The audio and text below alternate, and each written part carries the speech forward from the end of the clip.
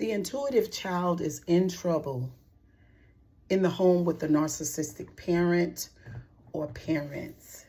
If this is your first time on my channel, my name is Cheryl Grabowski and welcome to the channel. I often call myself or title myself or describe myself as a person who has suffered greatly with narcissistic abuse. I was married to a narcissist for many of years. Now, I come from a narcissistic family with lots of narcissistic family members. Being an intuitive child, some people would say, Cheryl, what does that mean to be intuitive? What it means is just spiritually gifted from birth. Okay? It did not happen when I went to the church and met the preacher and went down to the altar. No, that's religion. Being intuitive is a spirit thing. Some people say a God thing. The reason why I don't like to say a God thing is because basically that's a made-up word. You know, I like to say spirit. Spirit meaning eternal, invisible. Spirit meaning character traits and giftings and ability. Spirit is good, okay? It's not like instinct. You would say, well, Cheryl, how is spirit different from instinct? Well, instinct has to do with the earth. It has something to do with learning what things look like, what they sound like, you know, what normally happens at this time or with these group of people. It's observing everything that you see, smell, touch, sense, and taste. Instinct. Okay? All animals have a certain type of instinct. Intuition is not like that. Intuition is spirit. It's everything. It's feeling. It's energy and vibration. Intuition. It's vision. That's a good word. Being able to see beyond the now. Okay? And just being able to know certain things about people and places. Intuition. It's a gut feeling about things, places, and people. Intuition. So, when you are born into a narcissistic family, where there is a lot of gaslighting, manipulating, there's a lot of deflecting, there's a lot of down talking, which we call devaluing, there's a lot of discard. You know, everything really is about the narcissistic parent, which is a wounded child, which is someone who doesn't have a lot of emotional empathy, someone who is immature, emotionally especially, someone who is gravely immature emotionally. So the intuitive child is very gifted, right? And they can see and feel the parent. The intuitive child wants to, of course, to be loved by the narcissistic parent. But the narcissistic parent is incapable of a certain type of love.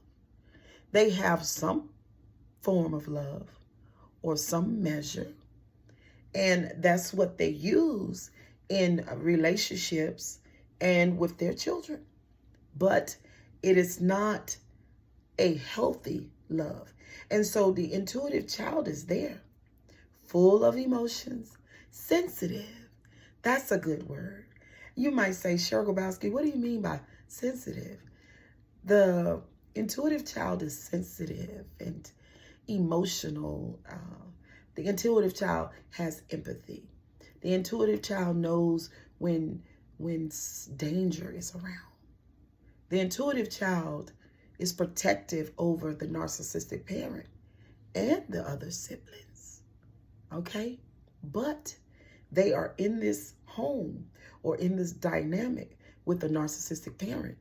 And what they end up doing is being gaslit by the parent. Instinctually, the narcissistic parent has enmity between them and the intuitive child, because the intuitive child will be able to attune into the narcissistic parent and know that a lot of what they're doing is wrong, is inappropriate. The other children in the family might not be aware of that, but the intuitive child is. A lot of times when you have been gaslit by your narcissistic family member or parent, there's a disconnect. Because see, what happens is, intuitively, the child began to, by being gaslit and manipulated by the parent, the child begins to disconnect from the intuition. They disconnect right up in here.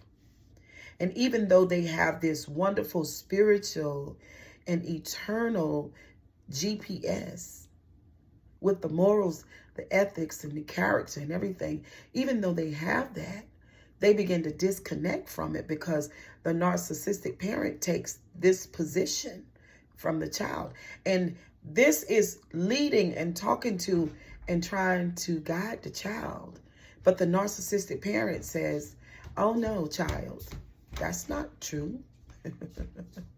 That's not correct. You didn't see that. You didn't hear that.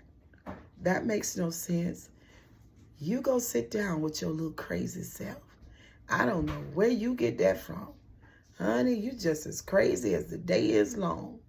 And the narcissistic parent continues to do that. The child begins to grow. The child is disconnected from their internal GPS. And so then they grow up and they still have the intuition. The intuition still speaks, but they don't trust it. They don't trust themselves. Do y'all get that? Did y'all make that connection? Because the parent has gaslit and altered the child's reality, disconnected them from the intuition. And then they become the child's internal voice, along with being such a critic. And the child is growing up disconnected from the spirit, from that spirit place, from that internal GPS, from that truth, from the brilliance and the thing that they will put into earth to heal people and to prosper. They are disconnected from both places inside of them. And then the parent becomes the voice. And when they hear the intuition, they don't trust it. So this child grows up, whether it be a boy or a girl, male or female, doesn't matter. They will gravitate romantic-wise toward that narcissistic type personality in their romantic partners, and ultimately their husband or wife or husbands and wife. This child, that's an adult now, that's disconnected from the intuition, not the instinct, because they don't flow from instinct. That's a narcissistic trait. okay? That has everything to do with knowing people, watching, observing, beginning to know how to manipulate and gaslit and say and do certain things just like an actor would to manipulate people's emotions and their mind, to be able to say and do things to cause people to act and behave a certain way. And that's the gaslighting and the manipulation, which is all a lie. It's not real, okay? The instinct. But this intuitive child is broken too, because they're disconnected from the very gift and sensitivity. The gift is in the sensitivity because their intuition works like an emotional detector of some sort, which is a vibration. So, but they're going to gravitate towards that narcissistic person. And in their romantic relationship, they are going to be very much into someone who's similar to the narcissistic parent, the critic, and the gaslighter, romantic wise, because your romantic life and what you are attracted to will be determined by your childhood and whoever that parent figure, the more dominating parent figure in your life. And that's how people, the intuitive child that's broken, remember, from their intuition, from their real voice, from their sensitivity, which is their gift and their power, they're disconnected from that because the parent caused that to happen. If that intuitive child who is gifted and sensitive and vibrational wise knows everything and everyone, they know the truth that's around, they know it. Even the broken one still know it, but they don't trust it because the parent made sure that there was confusion there, okay? So what we have is the sensitivity, which is in the intuition of a child. People say, oh, Cheryl, you're too sensitive.